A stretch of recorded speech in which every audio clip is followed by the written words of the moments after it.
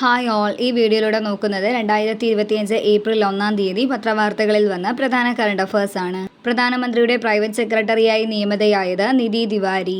2025 അന്താരാഷ്ട്ര യോഗാ ദിനത്തിന്റെ പ്രമേയം ഏകഭൂമി ഏകാരോഗ്യത്തിന് യോഗ. ജൂൺ 21 അന്താരാഷ്ട്ര യോഗാ ദിനം.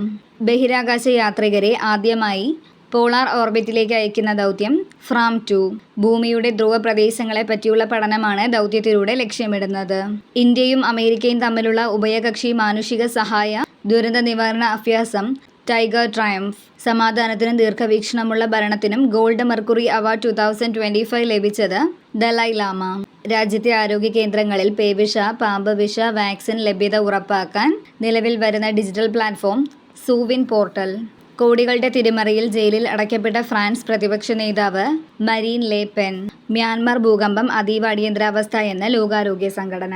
കന്യകാത്വ പരിശോധന മൗലികാവകാശ ലംഘനമെന്ന് പ്രഖ്യാപിച്ച കോടതി ഛത്തീസ്ഗഡ് ഹൈക്കോടതി. ഇതുപോലുള്ള കൂടുതൽ വീഡിയോസിന് ഞങ്ങളുടെ ഈ ചാനൽ സബ്സ്ക്രൈബ് ചെയ്യുക. Thank you for watching.